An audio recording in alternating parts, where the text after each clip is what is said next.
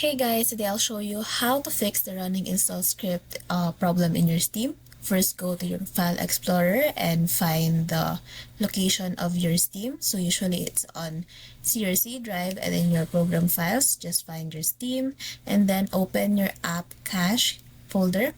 And then in here, just click on the app info.pdf. So delete this PDF file and then go ahead and close your File Explorer, and then exit your Steam, and then just restart your Steam. Now once you restart your Steam, go to your Steam settings on your upper left, and then click on settings, and then go to your downloads.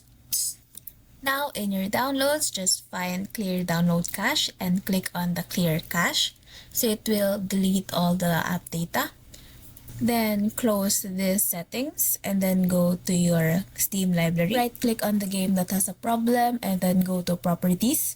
Now go to your installed files and then just click on verify the integrity of the game files. Wait for it to finish and then just restart the game. See if it's fixed. Now if it's not fixed, go to your Windows Defender firewall. Just type it in your Windows search, and then once you're here, just click on allow an app or feature through the Windows Defender firewall, and then just find Steam in here. Make sure that your Steam is enabled. If they aren't, then just click on the change settings, then check on the boxes.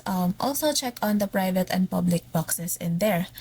Now if you don't see Steam, then just click on allow another app, then click on browse, then just open the app file location of your Steam. So for me, it's on program files, and then just find the Steam exec file, then just add it. Now click OK, then close this window, and then restart your Steam and see if the game is fixed.